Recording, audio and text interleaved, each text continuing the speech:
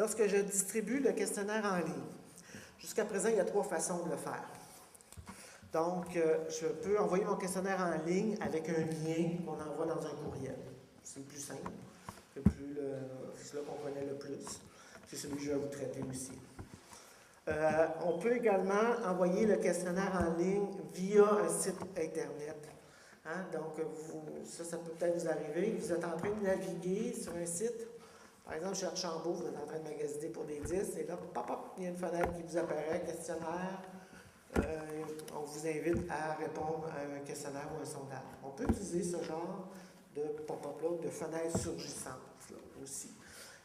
Et un autre élément, de plus en plus maintenant, avec des téléphones intelligents, des questionnaires en ligne, donc des questionnaires qui vont SMS comme tel. Donc, souvent, ça va être des questionnaires très courts, avec des populations pratiquement très ciblées, jeunes actuellement. Donc, il y a 3 façons de distribuer votre questionnaire en ligne. Vous pourriez choisir les 3. Encore là, il faut justifier au niveau méthodologique. Tout le temps. Pensez qu'il faut toujours justifier. Pourquoi? Et je vous dirais, le choix d'un ou l'autre dépend beaucoup de la population auquel on fait face comme tel. Je prends de l'avance. Donc, à qui je m'adresse?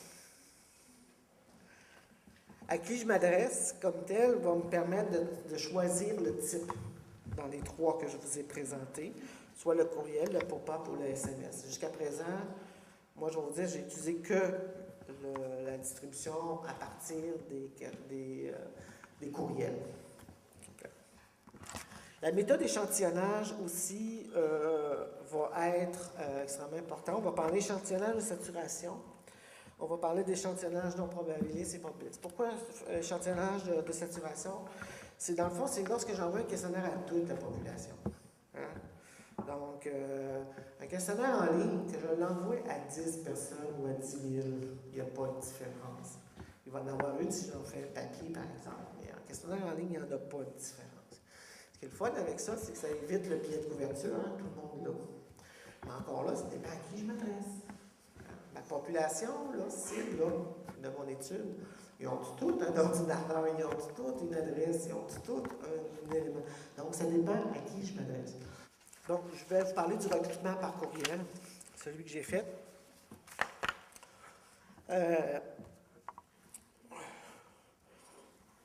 Donc, préparer la liste de courriels, extrêmement important. Ça a l'air niaiseux à dire, mais c'est comme extrêmement important. Je vous donne un exemple. J'avais à rejoindre l'ensemble des profs. J'avais une liste de courriels à préparer. Facile. On va aller voir. Je vais appeler à l'ordre des infirmières, vous demander s'ils ont une liste qui existe. Oui, il y a une liste qui existe, mais il y en a d'autres pas. Bon, OK. Là, tu essaies de leur convaincre de bien fonder de la recherche, tu prends les ententes de confidentialité. Finalement, tu te rends compte que ce qu'ils ont, c'est juste les responsables de programme, donc pas l'ensemble des profs.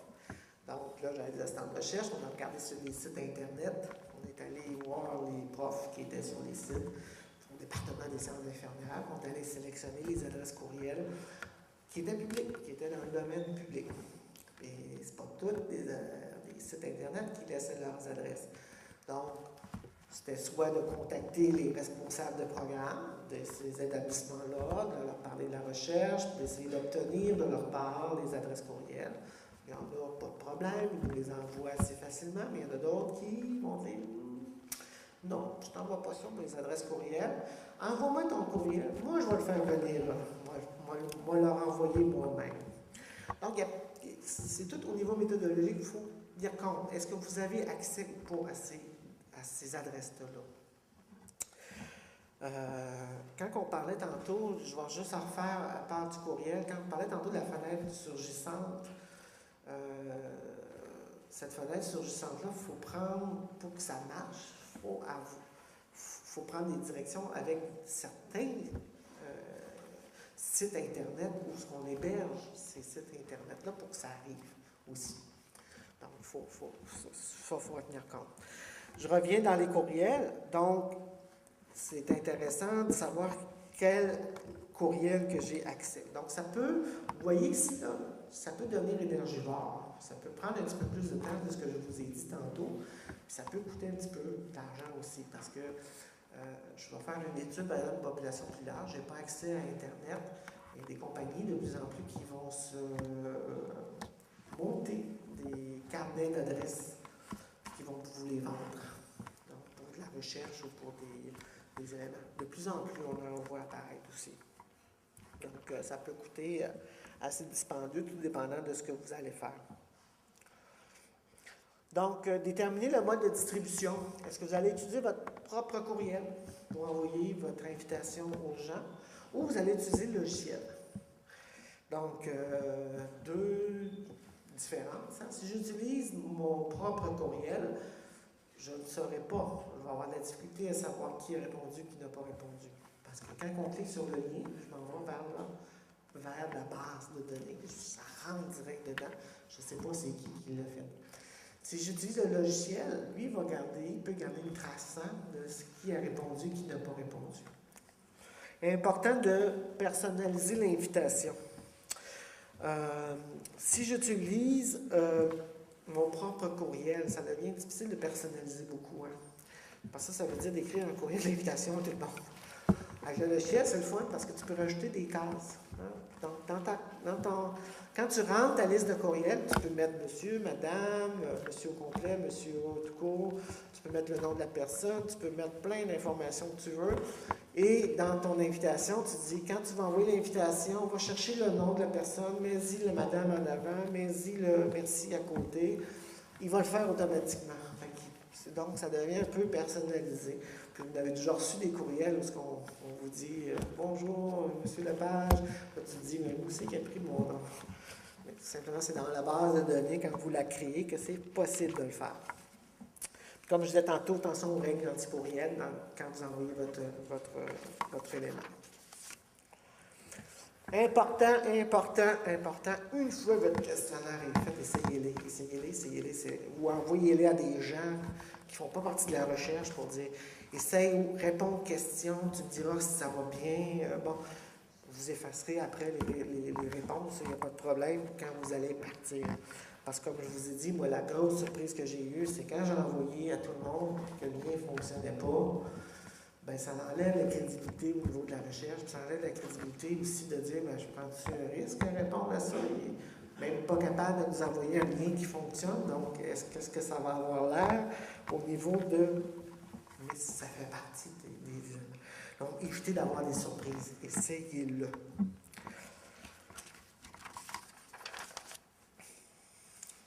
Quelques stratégies pour augmenter les taux de réponse.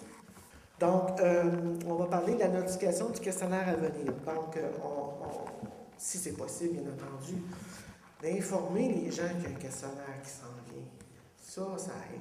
Puis, je vais vous dire, dans les 4 qu'on a fait, on a un qu'on a fait, la notification, c'est celui qui a eu le plus haut taux de réponse. On était 3 chercheurs, 3 différents milieux. C'est moi qui envoyais les questionnaires. Donc, les gens à l'UQAM et les gens à la TELUC ne me connaissent pas. À l'UQO me connaissent, mais pas à la TELUC.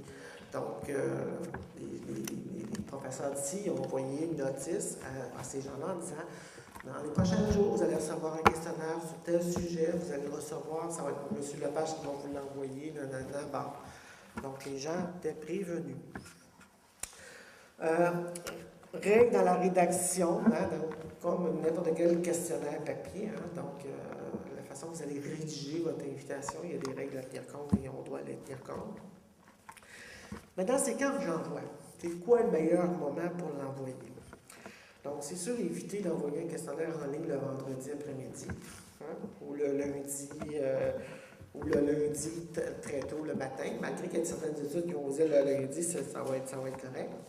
Parce que moi, je vous donne un exemple. Je reçois énormément de courriels. Je reçois un courriel le vendredi après-midi. Je n'ai pas le temps d'ouvrir parce que je suis en train de finaliser les affaires. Je m'en vais pour la fin de semaine. Je reviens le lundi matin, ma boîte courriel est pleine. Fait que le petit questionnaire, là, je ne répondrai probablement pas. Donc, souvent, ce n'est pas le meilleur moment. Pour les professionnels de la santé, on va vous dire, c'est souvent le mardi matin ou le mercredi matin, le meilleur moment pour favoriser les taux de réponse. Puis je vous dirais, encore là, ça dépend de la population. Mais la majorité des études vont vous dire ces éléments-là. Mardi, mercredi, c'est les meilleurs moments. J'ai une collègue qui travaille avec les infirmières praticiennes spécialisées en cardiologie et qui ont fait une étude pan-canadienne avec ces IPS-là. Puis eux autres, leurs pilotes, montré que les taux de réponse étaient meilleurs s'ils envoyaient le questionnaire en ligne le dimanche soir. Que le lundi matin, quand ils arrivaient à leur clinique, ils ouvraient puis il y avait leur questionnaire. Puis là, il n'y avait peut-être pas 56 000 courriels non plus, mais eux autres, ça avait augmenté leur taux de réponse à ce moment-là. Bien planifier les rappels. Donc, ce qu'on vous donne comme règle quand on utilise un questionnaire en ligne, et là, je vous dirais, il y en a des règles, parce qu'au niveau questionnaire en ligne, questionnaire papier, c'est complètement différent. Moi, quand j'ai commencé questionnaire en ligne, j'ai pris ce que j'utilisais en questionnaire papier, puis je l'ai adapté en questionnaire en ligne, et tu peux te faire avoir. Donc, on va vous dire, habituellement, les rappels, c'est après une semaine. Donc, on vous dit qu'un rappel après une semaine, c'est fantastique, ça augmente les taux de réponse. Un deuxième rappel après une semaine va augmenter légèrement les taux de réponse. Puis plus que 2, ça devient agaçant. Donc, ce qui est le fun avec le questionnaire, c'est que même beaucoup de chercheurs vont vous dire, vu qu'on peut monitoriser comme tel les questionnaires qui rentrent quand vous l'envoyez, regardez quand la courbe baisse, puis quand vous voyez que vous ne savez plus rien, vous l'envoyez. Ça peut être après 2 jours, ça peut être après 3 jours, ça peut être après 4 jours. Donc, vous pouvez le monitoriser, vous pouvez le faire. Naturellement, moi, je l'avais fait aux 2 semaines. L'avantage du 2 semaines, c'est que c'est vraiment papier, là, quand on parle d'un appel aux 2 semaines, parce qu'en informatique, 2 semaines, c'est extrêmement long. Donc, par contre, j'allais chercher des gens qui étaient en vacances ou qui étaient partis, par exemple, à l'extérieur du pays pour 2-3 semaines. Donc, ça permettait d'aller chercher ces gens-là, mais c'est à peu près le seul avantage qu'on pouvait avoir. Et naturellement, encourager la participation, dans la façon dont vous envoyez l'invitation. Donc, il y a beaucoup de théories comportementales, par exemple. Puis ça ne s'adresse pas juste en ligne, mais ça s'adresse aussi en format papier. Des façons de tourner les phrases qui encouragent la participation, donc d'être positif, d'éviter le négatif, donc des choses comme ça. Donc, en conclusion, il est impossible de prédire les changements technologiques, culturels pour les prochaines années. Donc, qu'est-ce qu'on va avoir comme nouvelles technologies, comme nouveaux développements là-dessus? Mais tout est ouvert, hein, et je pense qu'on est en pleine évolution à ce niveau-là. Les questionnaires, c'est sûr, par exemple, sont appelés à rester questionnaires en ligne, puis ils vont se développer. Donc, de plus en plus, ils vont s'intéresser à différents devis particuliers, par exemple la consultation de défis, hein, où on consulte les gens et on modifie le questionnaire en cours de route en fonction de ce que les gens ont répondu. Donc, peut être une avenue extrêmement intéressante pour ce genre de devis-là. Il y a toutes les nouvelles technologies, les nouveaux gadgets qui vont sortir, qui vont tenir compte des différents éléments. Et naturellement, les nouveaux défis. Puis là, dans les nouveaux défis, moi, j'aurais tendance à vous parler, à ouvrir la parenthèse, beaucoup sur les devis qualitatifs. Moi, je suis un quantitatif, donc c'est sûr qu'un questionnaire en ligne, c'est le fun, questionnaire, mais il y a un grand défi pour les questionnaires qualitatifs.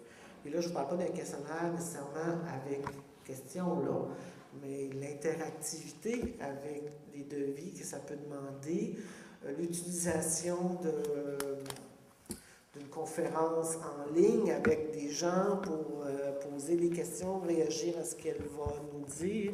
Il y a des grands défis et ça pourrait être possible. Donc, intégrer Skype, intégrer différents logiciels à travers ces questionnaires-là, ça peut être intéressant.